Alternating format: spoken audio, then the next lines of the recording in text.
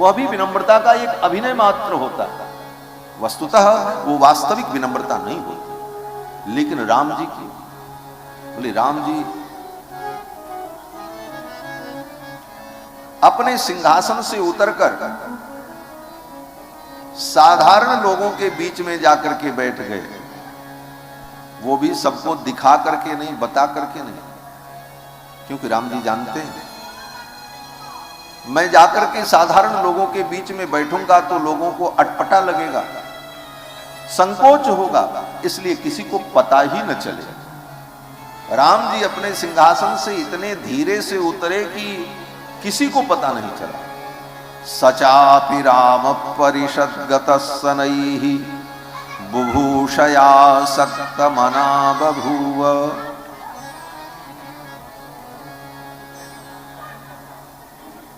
राम जी अपने सिंहासन से उतरकर जाकर इतने धीरे से साधारण लोगों के बीच में बैठ गए कि जिसके बगल बैठे उसको भी पता नहीं चला। कितनी सुंदर मर्यादा है राम जी। कथा में आओ तो इतनी शांति से आओ कि किसी को पता ही न चले, आकर के बैठ जाओ, जिसके बगल बैठो उसको भी न पता चले कोई आया। और आओ हल्ला गुल्ला करते, इशारा करते, बोलते, सुनाते,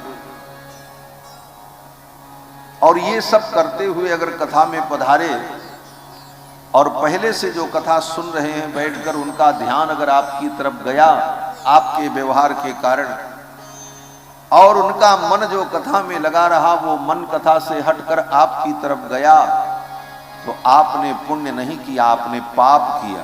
उनके मन को, चित्त को कथा से हटाकर अपनी ओर आकर्षित किया अपने दुर्व्यवहार से।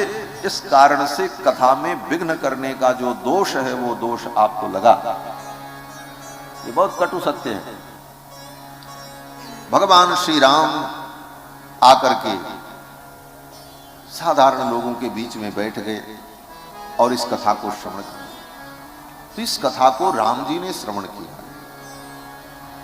एक बड़ी अद्भुत बात आपके लिए बड़ी महत्वपूर्ण है। अगर मन में यह संदेह हो कि राम जी ने इस कथा को सुना, ये तो राम जी की ही कथा है, तो राम जी अपनी ही कथा क्यों सुन रहे हैं? क्या अपनी कथा सुननी चाहिए? बोले नहीं। अपनी कथा, अपनी प्रशंसा, अपनी महिमा जो व्यक्ति सुनता है वो उत्तम कोटि का व्यक्ति नहीं माना जाता। आत्म प्रशंसा, आत्मश्लाघा, आत्मवर्णन, आत्म महिमा श्रवण ये निषिद्ध है। फिर मर्यादा पुरुषोत्तम राम जी ने अपनी ही कथा क्यों सुनी? तो महर्षि वाल्मीकि इसका उत्तर देते हैं, जान लो ये रामायण जो है ये राम कथा नहीं है। राम कथा होती तो राम जी क्यों सुनते? राम जी क्या इतनी मर्यादा को नहीं जानते? बोले राम जी मर्यादा पुरुषोत्तम हैं और राम जी इस कथा को श्रवण करते हैं, और इसलिए राम जी श्रवण करते हैं कि ये रामायण राम जी का चरित्र नहीं है। आप कहोगे महाराज जी आप क्या कह रहे हैं? आज तक दुनिया में लाखों वर्षों से हम यही सुनते आए कि रामायण राम जी का चरित्र है। बोले हाँ जी आप सुनते चले आए, बहुत अच्छा सुना, लेकिन आज जो मैं कह रहा हूं वो भी आप सुन लो, ये रामायण राम जी का चरित्र नहीं है। बोले तब किसका चरित्र है? तो महर्षि वाल्मीकि कहते हैं कि कृत्स्नम रामायणम काव्यम सीतायाश्चरितम महत, ये श्री जानकी जी का महान चरित्र है, ये किशोरी जी का चरित्र है। मिथिलावासियों को ये बात जरूर जाननी चाहिए, ये रामायण महाकाव्य सीता जी का महान चरित्र है। वाल्मीकि जी कहते हैं सीतायाश्चरितम महत, ये सीता का महान चरित्र है।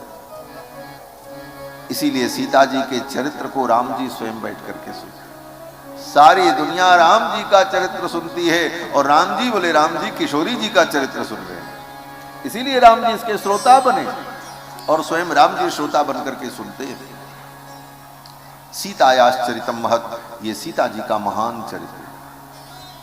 तो आप कहोगे जब सीता जी का महान चरित्र है तो इसमें राम जी की चर्चा क्यों आती है?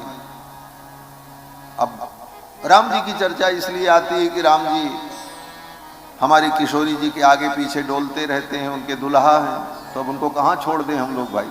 उनका भी तो वर्णन करना ही पड़ेगा, प्रसंग आएगा तो उनकी भी चर्चा करनी ही पड़ेगी। लेकिन प्रधानता किशोरी जी के चरित्र की। ये रामायण सीता जी का महान चरित्र है। सीतायाश्च चरितम महत्, इसलिए रघुनाथ जी श्रद्धा पूर्वक बैठकर इस चरित्र को सुनते थे। जगत जननी के चरित्र को स्वयं राम जी सुनते। राम जी ने, आप कहोगे कि फिर जब सीता जी का चरित्र है तो इसका नाम रामायण क्यों रखा? इसका नाम सीतायन रख देते। महर्षि वाल्मीकि ने ये लिखा, नामकरण भी उन्हीं को करना था, नामकरण कर देते सीतायन, क्या दिक्कत है? जब ये सीता जी का चरित्र है तो इसका नाम सीतायन होता, रामायण क्यों हुआ? बोले रामायण इसलिए लिखा, रामायण का अर्थ होता है, दो शब्दों को मिलकर के रामायण शब्द बना है, राम और अयन। राम का मतलब आप समझ रहे हैं, राम माने रघुनाथ जी, और अयन माने घर। तो राम प्लस अयन दोनों मिल गया तो क्या हो गया? बोले रामायण। अब वो व्याकरण के नियम से ना कोड़ा हो जाता है, रामायण ऐसा उच्चारण किया जाता है। तो अर्थ हुआ रामस्य अयनम रामायणम। जो राम जी का अयन है, राम जी का घर है। सीता जी के महान चरित्र में ही राम जी रहते हैं। सीता जी के महान चरित्र में ही राम की प्रतिष्ठा है, और सीता जी के महान चरित्र में राम विद्यमान है, और ये सीता जी का महान चरित्र ही राम जी का घर है। और राम जी को अगर ढूंढना है तो हम कहां जाएं? कहते किसी को भी ढूंढना है तो आप कहां जाओगे? बोले उसके घर ही तो जाओगे। आप किसी से मिलना चाहते हो तो उसका पता कैसे लगाओगे? बोले पहले उसके घर का पता लगे, वो कहां रहता है। उसका घर का पता चल गया तो उसका भी पता चल जाएगा। उसी प्रकार राम जी का घर कहां है पहले ये पता लगाओ। कहते राम जी मंदिर में रहते हैं, वहां रहते हैं, अयोध्या में रहते। बोले वो सब ठीक है, वो सब व्यवहार जगत की बातें हैं। राम तो कण कण में रहते हैं, परंतु मिलेंगे कहां? ये बड़ा विचारणीय विषय है। राम जी कण कण में रहते हैं, लेकिन मिलेंगे कहां? जहां निश्चित रूप से मिल जाए।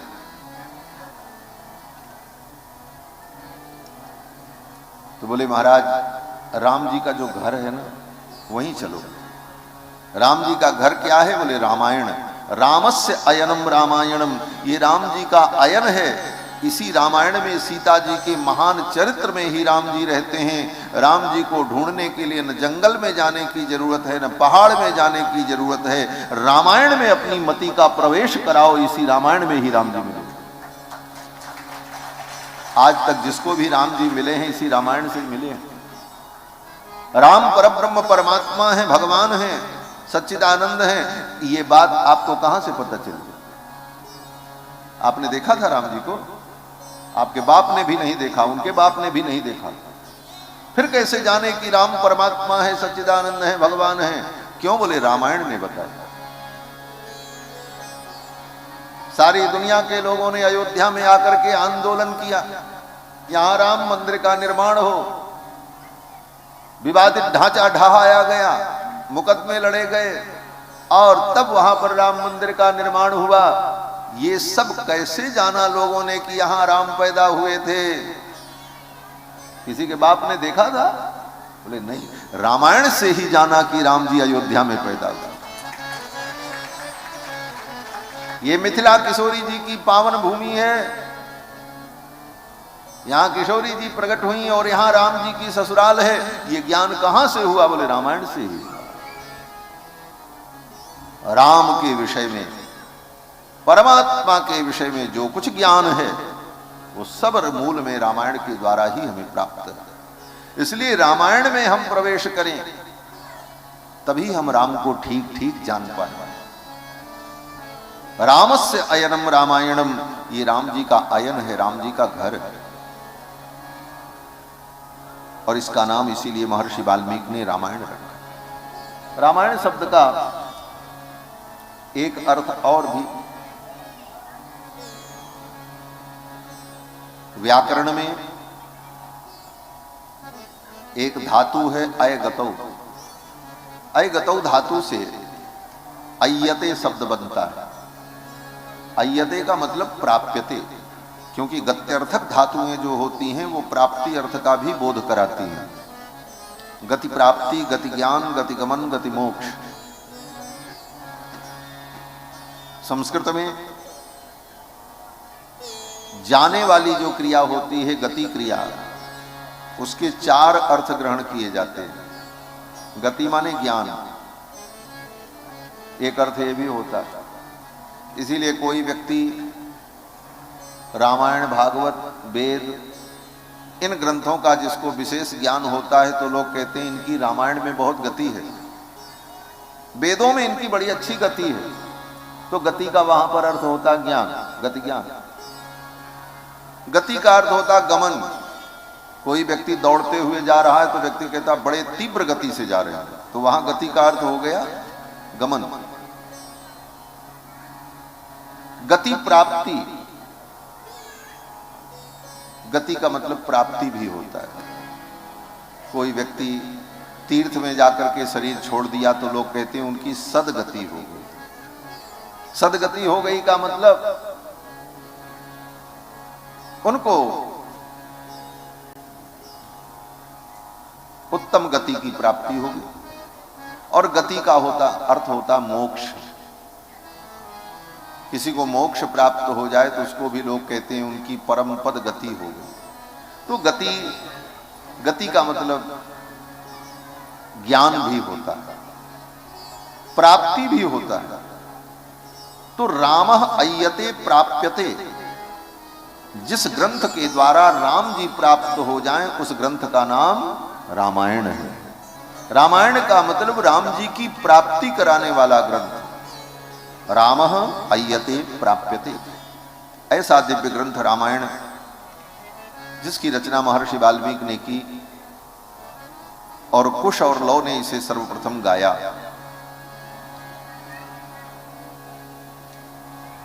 ये वेदावतार है।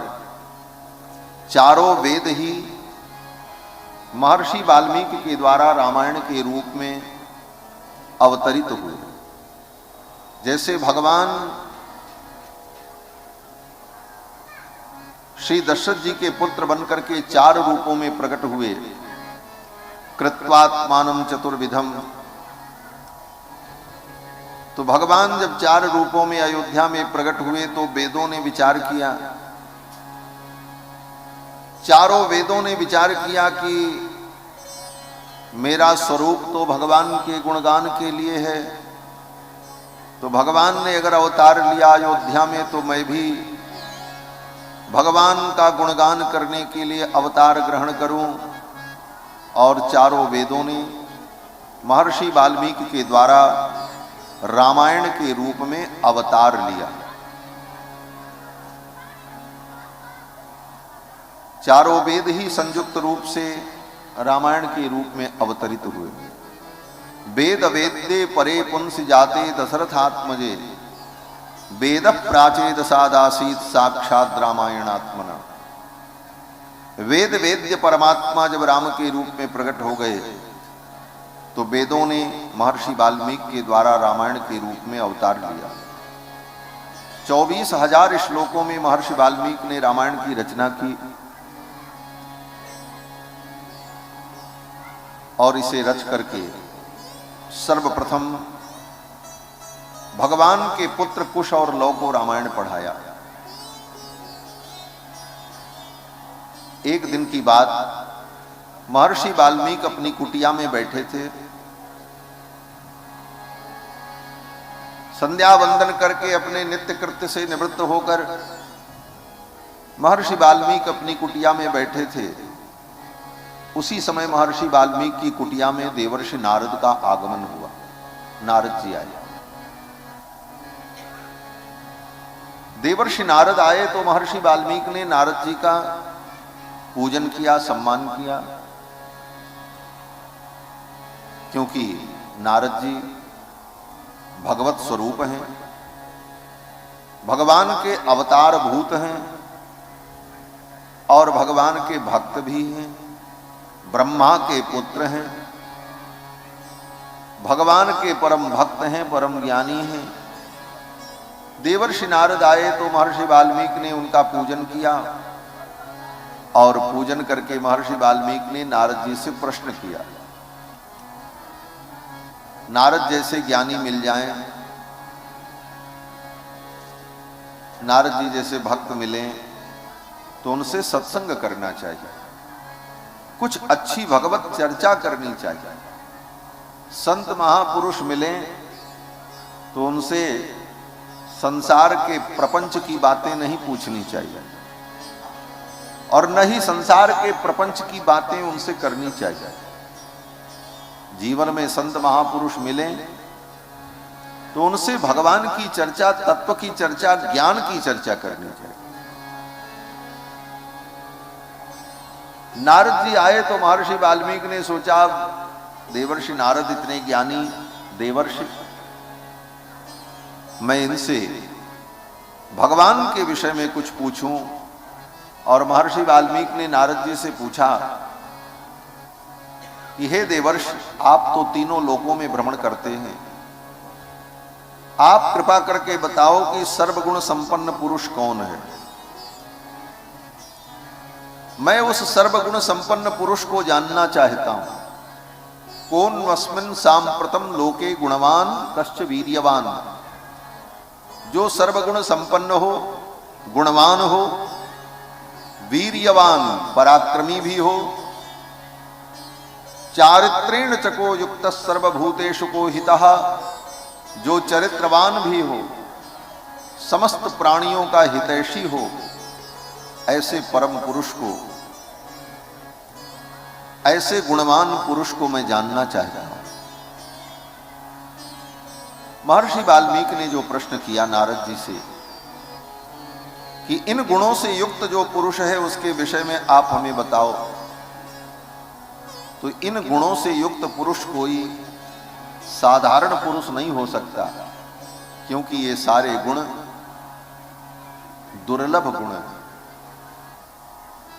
और दुर्लभ गुण, दिव्य गुण केवल भगवान में होते हैं और किसी साधारण व्यक्ति में हो नहीं सकते। नारद जी ने जब सुना तो नारद जी ने महर्षि वाल्मीकि से कहा कि हे मुनिवर, आपने जिन गुणों की बात की है ये बड़े दुर्लभ गुण हैं महाराज।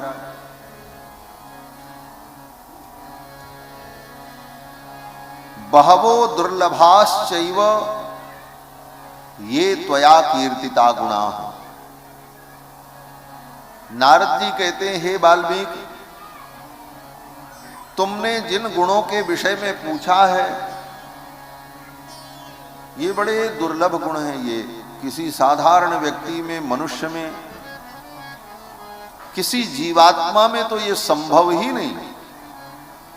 बहवो दुर्लभाश्चैव ये त्वया कीर्तिता गुणाः मुने बक्षाम्यहम बुद्ध्वा तैर्युक्त श्रूयताम नरः। नारद जी ने कहा, इन गुणों से युक्त जो पुरुष हैं उन पुरुष के विषय में मैं तुम्हें बताता हूं और सावधान होकर के श्रवण कर।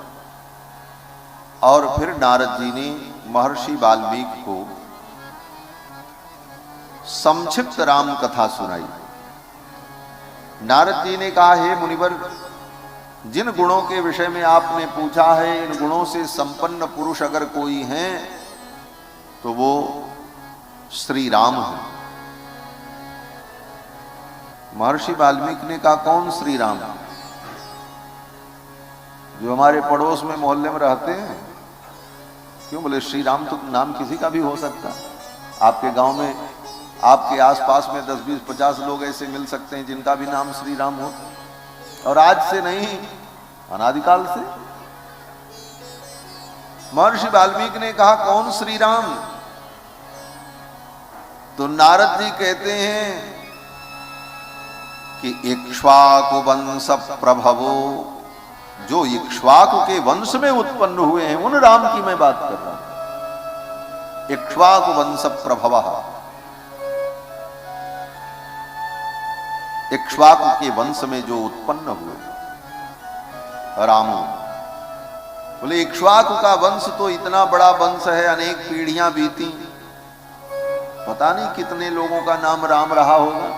एक ही खानदान में 10-5 पीढ़ी पीछे, 15 पीढ़ी पीछे वही नाम फिर रिपीट हो जाता। बोले कौन से राम? तो नारद जी कहते हैं, रामो नाम जनैः श्रुतः, जिन राम का नाम जन जन की जिह्वा पर रहता है, जो राम इक्ष्वाकु के वंश में उत्पन्न हुए, सर्वगुण संपन्न मर्यादा पुरुषोत्तम, जो दशरथ नंदन हैं और जो वर्तमान में अयोध्या के सिंहासन पर बैठकर प्रजा का पालन कर रहे हैं, वो श्री राम। और वे श्री राम इन सारे गुणों से युक्त है। दशरथ नंदन राम वस्तुतः महर्षि वाल्मीकि ने भगवान के विषय में प्रश्न किया, परम तत्व सर्वगुण संपन्न कौन है? तो देवर्षि नारद ने यही बताया कि दशरथ नंदन जो राम हैं वही परम तत्व सर्वगुण संपन्न भगवान है। एक चर्चा समाज में होती रहती, आज भी होती है, कि भगवान निर्गुण निराकार है। भगवान निर्गुण निराकार है। अक्सर लोग चर्चा करते हैं और बहुत से लोग इस सिद्धांत को सिद्ध करने के लिए प्रयत्नशील भी होते हैं अपने बुद्धि, बल, विवेक और तर्क के द्वारा। लेकिन क्या भगवान वस्तुतः निर्गुण निराकार है? कहते हैं रामायण निर्गुण निराकार ब्रह्म का वर्णन नहीं करती। रामायण की शुरुआत ही यहां से होती है कि महर्षि वाल्मीकि उस ब्रह्म परमात्मा को जानना चाहते हैं जो गुणवान है, निर्गुण नहीं है। कोन्वस्मिन् साम्प्रतम लोके गुणवान कश्चित्। और गुणवान के साथ साथ सगुण साकार है। नारायण नराकृति है, नर के समान, मनुष्य के समान उनकी आकृति है। यद्यपि वो मनुष्य नहीं है लेकिन दिखते मनुष्य जैसे। माया मनुष्यम हरिम, जो माया मनुष्य, माया मनुष्य का मतलब वस्तुतः वो मनुष्य नहीं है, दिखते मनुष्य जैसे हैं। हाँ, जैसे मनुष्य चलता है ऐसे चलते हैं, बैठते हैं, कपड़ा भी पहनते हैं, खाते हैं, पीते हैं, विश्राम करते हैं, दुख सुख का अवसर आए तो हंसना रोना भी उनके जीवन में दिखाई पड़ता है। गतिविधि सब कुछ मनुष्य के समान है लेकिन मनुष्य नहीं। बोले तब कैसे मनुष्य है? दिख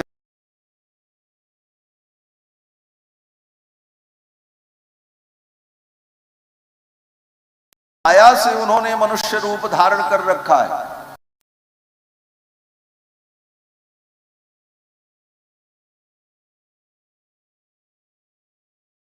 साकार तत्व की चर्चा महर्षि वाल्मीकि ने नारद जी से पूछी और नारद जी ने वर्णन करते हुए कहा कि वे सगुण ब्रह्म परमात्मा सच्चिदानंद साकार रूप में दशरथ जी के पुत्र हैं, जिनका नाम श्री राम।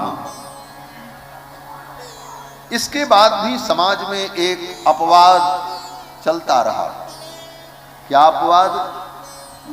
बोले हाँ ठीक है, राम परमात्मा है, राम को भगवान सब लोगों ने कहा है, लेकिन कौन से राम भगवान हैं? एक नया प्रश्न खड़ा किया समाज में।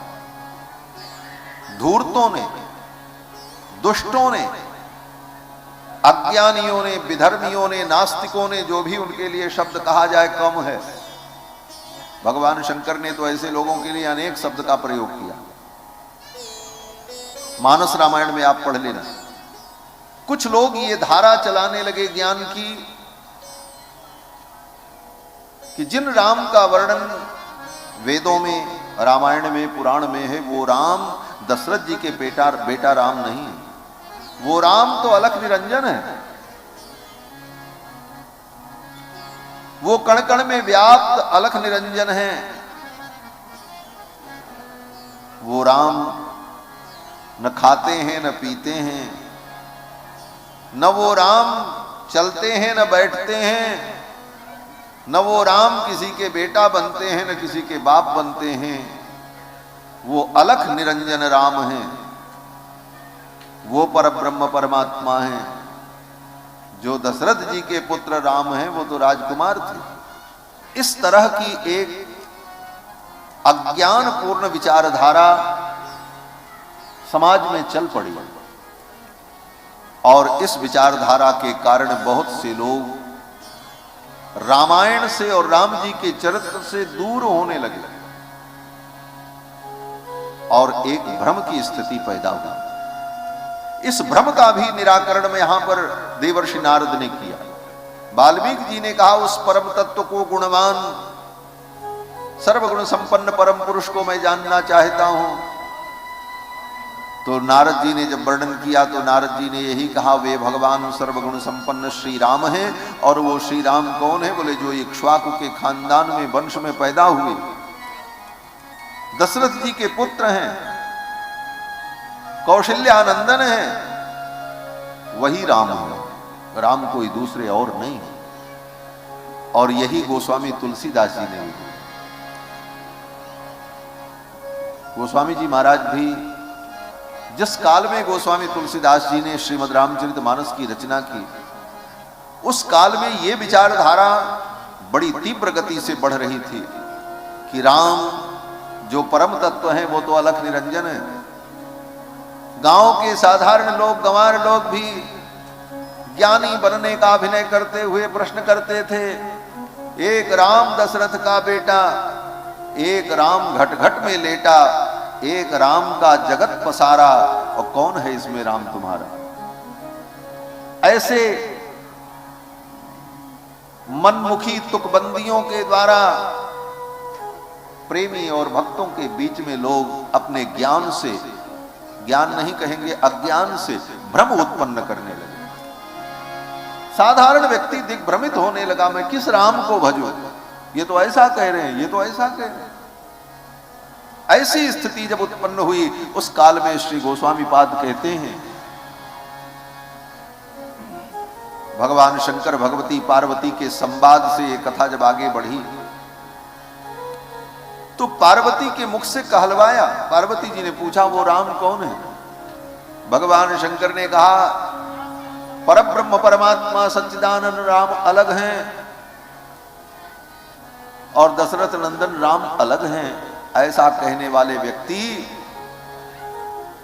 अज्ञानी है।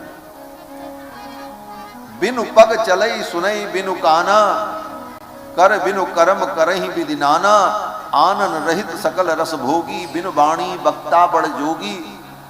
जो सबके अंदर विद्यमान होकर के सकल रस का भोगता है, वे परमात्मा भगवान ही, जिनका वर्णन वेदों ने इस प्रकार से किया, जेहि इमि गावहि वेद बुध।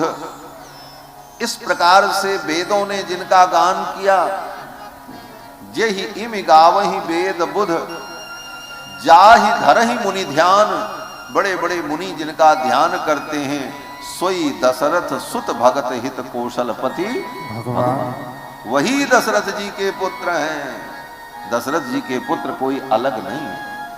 वेद जिनका वर्णन करते हैं, बुद्धिमान ज्ञानी जिनका ध्यान करते हैं, योगी जिनमें रमण करते हैं, वो राम कौन है? बोले वही दशरथ नंदन राम है। जेहि इमिगा वही वेद बुध, जाहि धरहि मुनि ध्यान, सोई दशरथ सुत भगत हित कौशलपति भगवान, वही कौशलपति भगवान श्री राम। और यही सिद्धांत देवर्षि नारद भी कह रहे हैं। देवर्षि नारद कहते हैं वाल्मीकि सर्वगुण संपन्न, परम चरित्रवान, धर्मज्ञ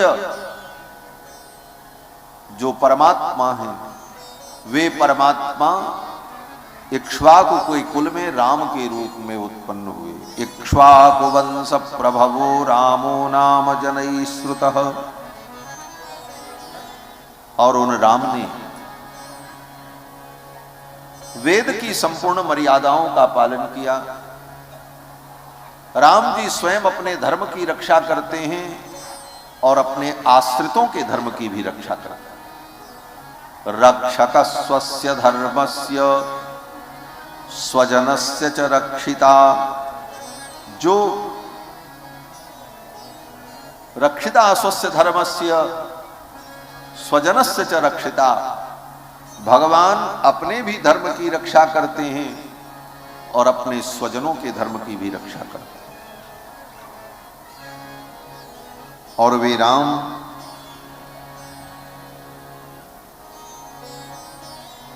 कौशल्या के पुत्र, उनका विवाह मिथिला में हुआ। नारद जी कहते हैं मुनिवर वाल्मीकि, राम जी का विवाह जिन देवी से हुआ वो देवी कैसी हैं? तो नारद जी कहते हैं जैसे राम जी सर्वगुण संपन्न हैं, उसी प्रकार सीता भी सर्वगुण संपन्ना है। पंक्ति देखें, नारद जी कहते हैं कि सर्वलक्षण संपन्ना, जिस तरह राम जी सर्वलक्षण संपन्न है, उसी तरह श्री सीता जी भी सर्वलक्षण संपन्ना है। सर्वलक्षण संपन्ना नारीणाम उत्तमा वधूः, जैसे राम जी पुरुषोत्तम हैं, पुरुषों में उत्तम हैं, उसी तरह सीता जी नारियों में उत्तम। नारीणाम उत्तमा वधूः, राम अगर पुरुषोत्तम हैं तो जानकी जी नारियोत्तमा हैं। राम जी सर्वलक्षण संपन्न हैं तो श्री जानकी जी भी सर्वलक्षण संपन्ना। और श्री जानकी जी सदा रघुनंदन का अनुगमन करने वाली, सीताप्यनुगता रामम, अपने राम का, अपने प्रियतम रघुनंदन का सदा अनुगमन करने वाली। ये सदा का मतलब, बोले राम जी चाहे प्रतिकूल हो जाए चाहे अनुकूल रहें, राम जी से हमको चाहे सुख मिले चाहे दुख मिले, हर परिस्थिति में मैं उनका अनुगमन करूंगी, ये तात्पर्य हुआ। अनुगमन तो आज भी स्त्रियां करती हैं अपने पति का, लेकिन पति प्रतिकूल हो जाए और पति से सुख प्राप्त न हो तो फिर वो अनुगमन नहीं करती, कहती तुम अपने घर रहो हम तो चले। हाँ? लेकिन सीता जी का चरित्र क्या है? बोले भगवान के साथ रहकर सर्वविध उनका अनुगमन करती हैं, यहां तक कि भगवान ने लोकापवाद के लिए राजधर्म का पालन करते हुए लक्ष्मण को बुला करके कहा सीता को ले जाओ, वाल्मीकि महर्षि के आश्रम में छोड़ दो, ये जहां जाना चाहें जा सकती हैं। ऐसी स्थिति में भी सीता जी ने भगवान रघुनंदन का अनुगमन नहीं त्यागा। रघुनंदन के प्रति सीता जी के मन में कोई दुर्बुद्धि, कोई पाप नहीं आया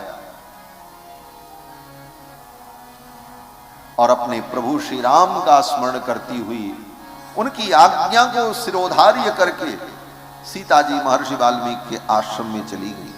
सीताप्यनुगता रामम, किस प्रकार से? बोले ससिनम रोहिणी यथा, जैसे रोहिणी नक्षत्र सदा चंद्रमा का अनुगमन करता है, रोहिणी कभी चंद्रमा से अलग नहीं होती है, उसी प्रकार किशोरी जी, जानकी जी सदा भगवान का अनुगमन करने वाली। ये प्रेम की पराकाष्ठा है। कहते हैं ना, मारो चाहे जियावहु प्यारे, आशिक को क्या कहना। प्रेम तो यह है कि प्रेमी से मार मिले चाहे प्रेम मिले, हमको दोनों स्वीकार्य है। यह प्रेम की पराकाष्ठा है। प्रेमी से प्रेम मिले, अनुकूलता मिले, तब तक प्रेम है, और प्रतिकूलता हो गई तो अब प्रेम नहीं है। बोले ये प्रेम था ही नहीं।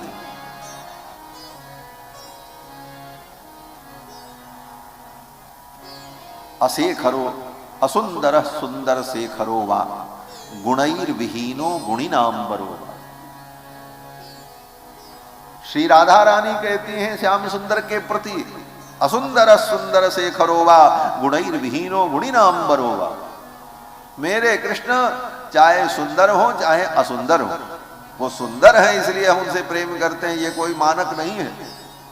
वो त्रिभुवन कमनीय कोटि कोटि कंदर्प दर्प दलन पटियान है, इसलिए हम उनसे प्रेम करते हैं। कहते नहीं, वो परम कुरूप भी हो फिर भी हम उनसे प्रेम करते हैं। असुंदर सुंदर शेखरो वा, गुणैर विहीनो गुणिनाम बरोवा। वो चाहे गुण से युक्त हो चाहे गुण से हीन हो, गुणैर विहीनो गुणिनाम बरोवा। द्वेषी मयी सात करुणाम बुधिरवा। बस इसी पंक्ति की व्याख्या यहां है, द्वेषी मयी स्यात करुणाम बुधिरवा। श्री जी कहती हैं वो चाहे हमसे द्वेष करें चाहे हम पर करुणा करें, हम तो उनसे प्रेम ही करें। यह समर्पण जो है, इसीलिए सीता जी ने, अब इन तत्वों को जो नहीं जाने वो आजकल के लोग रामायण पर भी आक्षेप करते हैं, राम ने अन्याय किया, सीता का त्याग कर दिया, ये किया वो किया। ये धूर्त तहरे गहरे नत्थु खैरे दुनिया के लोग जिन्होंने रामायण को कभी पढ़ा नहीं, वो भी राम के चरित्र पर प्रश्न करने चलते। बोले राम जी ने अन्याय कर दिया, तुम बड़ा न्याय करने आए हो, तुमको न्याय की परिभाषा मालूम है। राम ने अन्याय कर दिया। राम जी ने जिन सीता का त्याग किया उन सीता ने तो कभी नहीं कहा राम जी को बुरा भला, कहीं कहा हो तुमको बता। सीता जी ने कभी राम जी को बुरा भला नहीं कहा, उनके पुत्रों ने कभी राम जी को भरा बुरा नहीं कहा लव कुश ने कि आपने मेरी मां के साथ कैसा व्यवहार किया। उस काल के समाज के किसी व्यक्ति ने नहीं कहा। क्यों? बोले लोग राम के चरित्र से परिचित थे, राम का लक्ष्य क्या है, राम का उद्देश्य क्या था, राम की इस लीला में रहस्य क्या था। और तुम्हारे जैसे अरे गहरे नत्थु खैरे जिसको रामायण की एक पंक्ति नहीं मालूम, मंच पर माइक लेकर नेता बनते हो, राम के चरित्र पर प्रश्न खड़ा करते हो, राम ने ये अन्याय किया, रामायण से ये पंक्ति निकाल दो, रामायण से ये चीज हटा दी जाए। तुम्हारे बाप की रामायण है, तुम्हारे निकालने से निकाल दी जाएगी, तुम्हारे बाप ने बनाया था। बंधुओं, रामायण है तो आज इस धरती पर मानवता है। राम का चरित्र न होता तो मानवता नष्ट हो जाती। आज सारी दुनिया में देख लो, सारी दुनिया में दानव की संख्या बढ़ रही है। क्यों? बोले रामायण नहीं सुन रहे हैं इसलिए दानव हो रहे हैं। और रामायण भारत में सुनी जाती है, गाई जाती है, इसलिए आज भी भारत में मानवता है। और अन्य देशों में जाकर के देखो, दानव भी लज्जित हो जाएंगे उनके चरित्र से। अपने सुख के लिए किसी को मार डालना, किसी को खा जाना। अरे महाराज, आजकल तो सोशल मीडिया पर देखो तो देख करके दिमाग खराब हो, किसको पावे खा जाए महाराज। कुत्ता बिल्ली गधा सब खा रहे हैं, कुछ भी कर रहे हैं, ये दानवता ही तो। लेकिन भारतवर्ष में आज भी व्यक्ति सच्चरित्र जीवन जी रहा है। आहार विहार विचार व्यवहार को समझ रहा है। क्यों? बोले हमारे यहाँ पीढ़ियों से रामायण की कथा होती चली आई, हम रामायण को सुनते रहे, रामायण को पढ़ते रहे, इसलिए हम चरित्रवान आज भी हैं। और दुनिया के सर्वश्रेष्ठ मानव में भारत के मानव की गणना की जाती है। दुनिया में सर्वश्रेष्ठ मनुष्य प्रजाति अगर कहीं है तो भारतवर्ष में। और मनुष्य भारतवर्ष में ही हैं। हाँ, ये भी जान लो। क्यों? बोले मनुष्य कहते किसको? बोले जो मनु की संतान हो उसको मनुष्य कहते हैं। और मनु तो भारतवर्ष में हुए, और हम मनु की संतान हैं, इसलिए हम मनुष्य हैं। और विश्व में सर्वश्रेष्ठ मनुष्यों का चरित्र भारतवर्ष के मनुष्यों का चरित्र है। मनुस्मृति पढ़ लेना। मनुस्मृति में मनु जी ने कहा है, भाई मनु जी ने जो मनुस्मृति लिखा वो तो सारी दुनिया के लिए लिखा है, सारी दुनिया के लोगों को ज्ञान देने के लिए। तो मनु जी ने मनुस्मृति में लिखा है, हे दुनिया के लोगों, अगर तुम्हें अपने चरित्र का ज्ञान नहीं है कि तुमको क्या करना चाहिए क्या नहीं करना चाहिए, तो इस भारतवर्ष में पैदा होने वाले, आर्यावर्त में पैदा होने वाले जो अग्रजन्मा ब्राह्मण हैं, उनके चरित्र के द्वारा दुनिया के सभी मानव को अपने चरित्र की शिक्षा लेनी चाहिए। ये मनु जी ने कहा। एतद् देश प्रसूतस्य सकाशाद अग्रजन्मना। मनु जी कहते हैं इस देश में आर्यावर्त में पैदा होने वाले अग्रजन्मा, अग्रजन्मा माने ब्राह्मण, अग्रज और अंत्यज। अग्रज माने पहला और अंत्यज माने अंतिम। अंत्यज का अर्थ लोग करते हैं आजकल की अंत्यज माने बड़ा हीन व्यक्ति। लोग कहते हैं ये तो अंत्यज है। अंत्यज का मतलब जो अंत में पैदा हुआ, सबसे छोटा भाई है उसका नाम अंत्यज, और जो सबसे बड़ा भाई है उसका नाम अग्रज। तो अग्रजन्मा, अग्रजन्मा माने ब्राह्मण। ब्राह्मण क्षत्रिय वैश्य शूद्र 4 वर्णों में ब्राह्मण सबसे बड़ा भाई है, उससे छोटा क्षत्रिय है, उससे छोटा वैश्य, और अंत्यज सबसे छोटा दुलारा भाई है। अंत्यज का मतलब हीन और निंदनीय नहीं है, अंत्यज का मतलब सबसे छोटा, और छोटों पर कम जिम्मेदारी दी जाती है, बड़ों पर बहुत बड़ी बड़ी जिम्मेदारियां हैं। छोटे तो बड़ों के भरोसे खेलते कूदते रहते महाराज। तो मनु जी महाराज कहते हैं एतद् देश प्रसूतस्य सकाशाद अग्रजन्मनः, जो इस देश में पैदा होने वाले अग्रजन्मा हैं, उन अग्रजन्मा ब्राह्मणों के पास जाकर स्वम स्वम चरित्रम शिक्षेरन पृथिव्याम सर्वमानवाः, पृथ्वी के सभी मानव को अपने अपने चरित्र की शिक्षा लेनी चाहिए। ये भारत का चरित्र, यहां के मनुष्यों का चरित्र सर्वोत्तम चरित्र है। तो भगवान श्री राम का पावन चरित्र, सर्वोत्तम चरित्र, और भारत में सर्वोत्तम चरित्र संपन्न मानव की जाति प्रजाति आज भी विद्यमान है, क्योंकि हम रामायण को, राम जी के चरित्र को सुनते और सुनाते चले गए। भगवान श्री राम का चरित्र, परम पावन चरित्र, महर्षि देवर्षि नारद कहते हैं, मुनिवर, जैसे राम जी सर्वगुण संपन्न है, उसी प्रकार जानकी भी सर्वगुण संपन्ना है, और सदा राम का अनुगमन करने वाली है। सीताप्यनुगता रामम ससनिम रोहिणी यथा। राम जी ने भले उन्हें वन में भेज दिया, लेकिन कभी सीता जी ने भगवान के प्रति विपरीत चिंतन नहीं किया, सदा राम जी के चरणों का ही चिंतन करती है।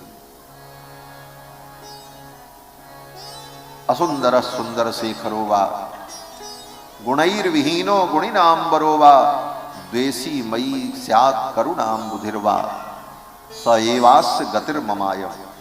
ऐसे प्रभु मेरी गति हैं, वो चाहे हमको प्रेम करें, चाहे हमको मारें, चाहे डांटें, चाहे हमारी निंदा करें, हम तो उनके। यह समर्पण जो जानकी जी का है, यह भी एक भारत की नारी के लिए आदर्श समर्पण है। जैसे पुरुषों के लिए राम जी का चरित्र आदर्श चरित्र है, उसी तरह आदर्श नारी के लिए सीता जी का चरित्र आदर्श चरित्र। अगर कोई कहे भाई पुरुषों को कैसा आचरण करना चाहिए, बोले राम जी जैसा, तो ये भी तो प्रश्न खड़ा होगा कि फिर नारी को कैसा आचरण करना चाहिए, नारी के लिए कौन सा आदर्श चरित्र है। कहते नारी के लिए आदर्श चरित्र सीता जी का चरित्र, जानकी जी का चरित्र। और भी अनेक नारियां भारत में हुई, लेकिन आदर्श चरित्र, अनुकरणीय चरित्र श्री जानकी जी का चरित्र स्त्रियों के लिए। तो देवर्षि नारद ने महर्षि वाल्मीकि को राम जी का चरित्र सुनाया और कहा कि सीता जी के साथ उनका विवाह हुआ, फिर विमाता केकई के वरदान के कारण राम जी को वन में जाना पड़ा। वन में रह करके राम जी ने 14 वर्ष तक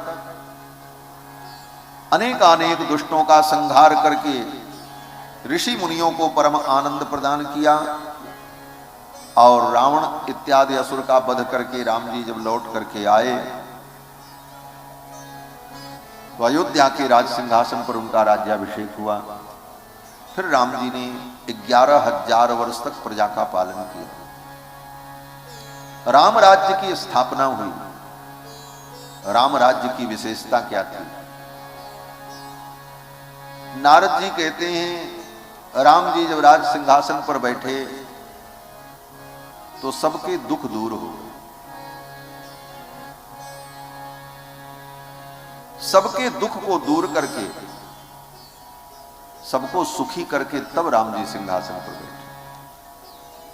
यही राम राज्य में और अन्य राज्य में अंतर है। और लोग कहते हैं पहले हमको राजा बनाओ तो हम तुम्हारा दुख दूर कर देंगे, हम राजा बनेंगे तो सब दुख दूर हो जाएगा। आज यही नहीं लोग कहते हैं, चाहे वो पार्टियां हों, चाहे राजनीतिक लोग हों, चाहे जितने हों, हम किसी व्यक्ति विशेष की बात नहीं करते। लेकिन आज की राजनीति में तो यही सिद्धांत है, हमारी सरकार बनाओ, हम सारा दुख दूर कर देंगे, महंगाई दूर कर देंगे, तो ये कर देंगे, तो वो कर देंगे, आतंकवाद खत्म हो जाएगा, सीमाएं सुरक्षित हो जाएंगी, सब कुछ हो जाएगा, लेकिन हमको पहले बनाओ तब। लेकिन राम जी क्या कहते हैं? राम जी कहते हैं हम बाद में राजा बनेंगे, पहले सब ठीक कर लेंगे तब हम राजा। राम जी ने संपूर्ण भारत को पहले व्यवस्थित किया। भारत में अयोध्या से चलकर लंका तक जाकर के सारे दुष्टों का संहार किया, ऋषि मुनि महात्माओं को सुख दिया, अनेक लोगों को परम आनंद प्रदान किया, सबके दुख को सुना, अपने मित्रों के गए हुए राज्य को उन्हें वापस दिलाया, सुग्रीव को गद्दी पर बैठाया, विभीषण को गद्दी पर बैठाया। जब संपूर्ण भारतवर्ष सुरक्षित हो गया, सुव्यवस्थित हो गया, तब राम जी ने कहा अब मैं गद्दी पर बैठूंगा। ये राम राज्य की विशेषता, ये राम राज्य का वैशिष्ट्य। राम जी ये नहीं कहते पहले हमको राजा बनाओ तो हम सब ठीक करेंगे। राम जी कहते हम सब पहले ठीक कर दे रहे हैं, इसके बाद अब आपको लगे कि राम को राजा बनाना चाहिए तो हमको बना देना, हम बन जाएंगे।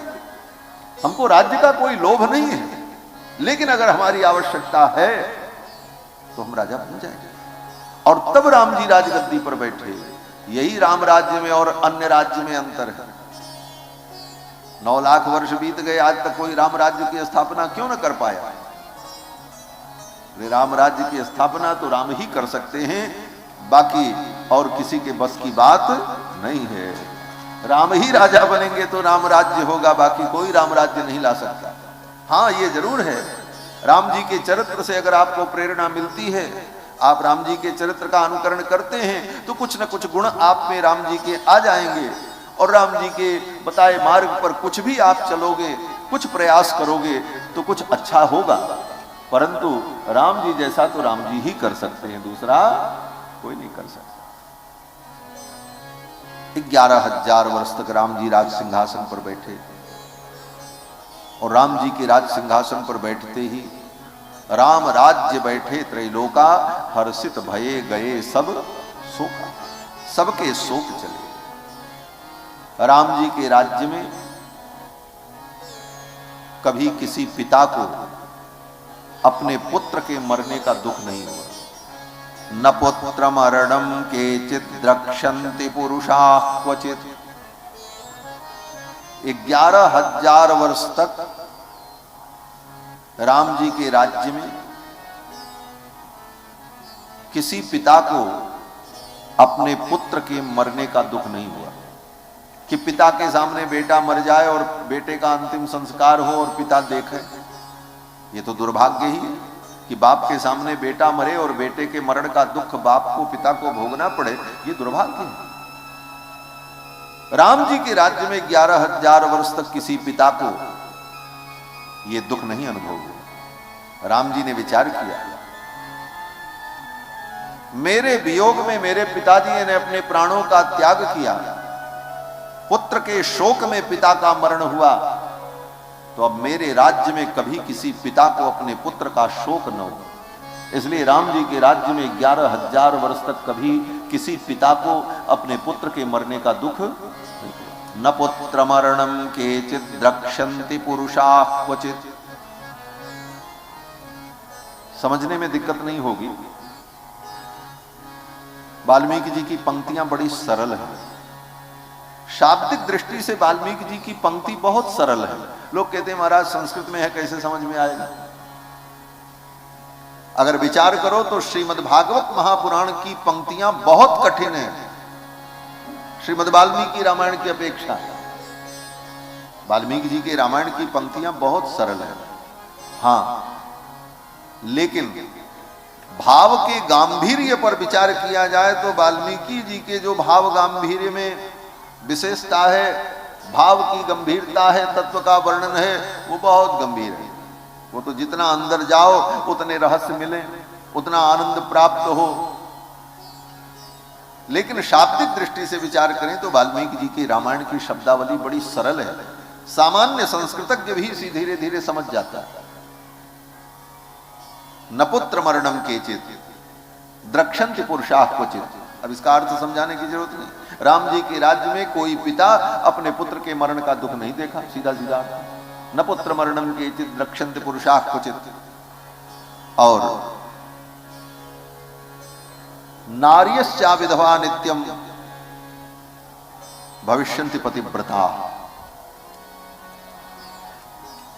राम जी के राज्य में 11,000 वर्ष तक कोई स्त्री विधवा नहीं हुई।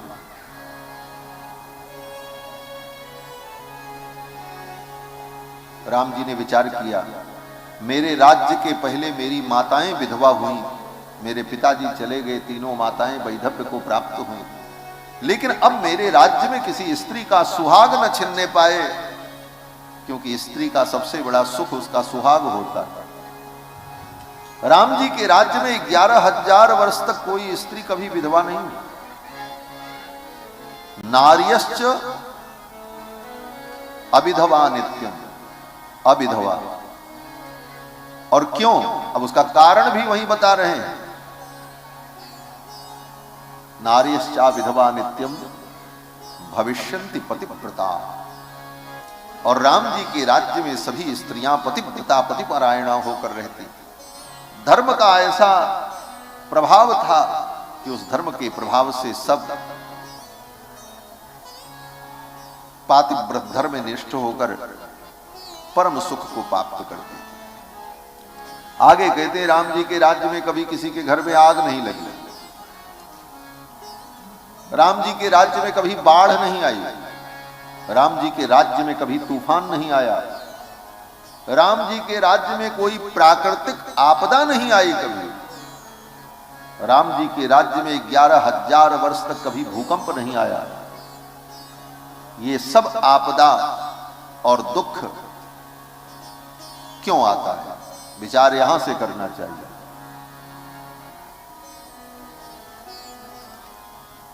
दुख के मूल कारण पर विचार करना चाहिए।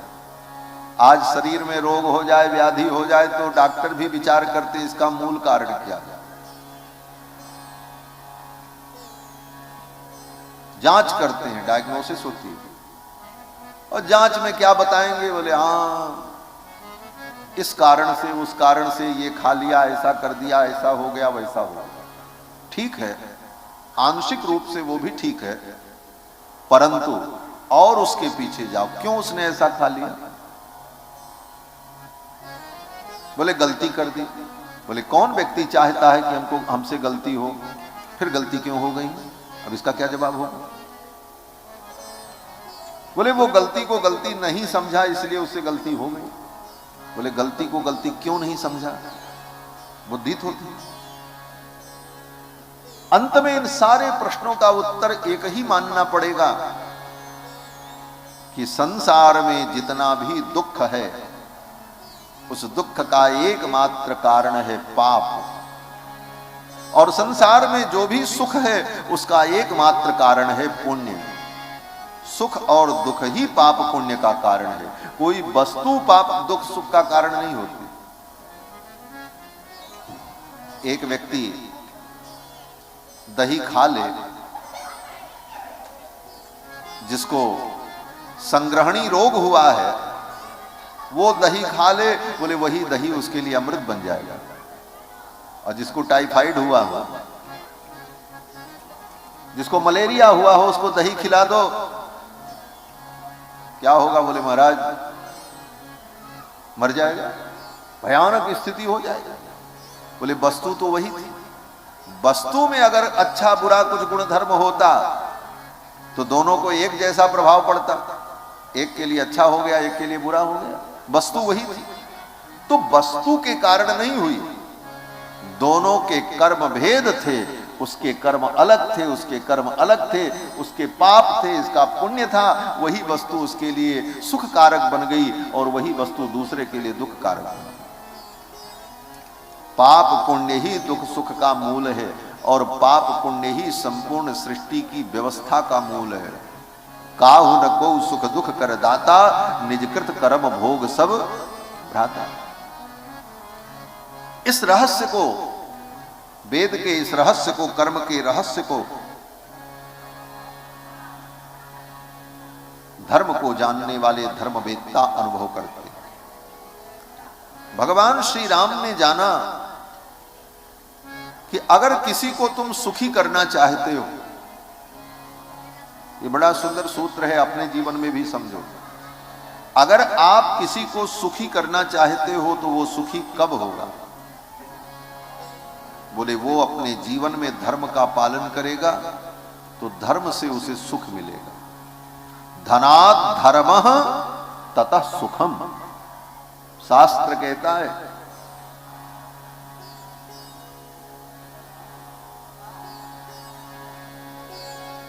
धनात् धर्मः, न्याय पूर्वक आपने जीवन में धन कमाया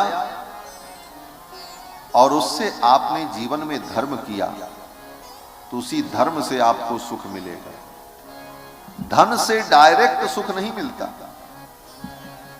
आजकल लोगों की सोच है धन कमा लो, सारे सुख खरीद लो। हाँ, चाहे जैसे पाप करके, अधर्म करके, झूठ बोल करके, छल दंभ करके, कपट करके धन कमा लो, फिर धन से दुनिया में सब कर लेंगे, हम सुखी हो जाएंगे। ये सोच पश्चिम की सोच है, धन से सब कुछ हो जाएगा। और हमारे पूर्व की, भारत की सोच क्या है, यहाँ के ऋषि मुनियों की सोच क्या है? बोले धर्म पूर्वक धन कमाओ, धन भी अन्याय से, अधर्म से नहीं। धर्म पूर्वक धन कमाओ, फिर उस धन से तुम धर्म करो, फिर वो धर्म तुमको सुखी करेगा। ये सिद्धांत।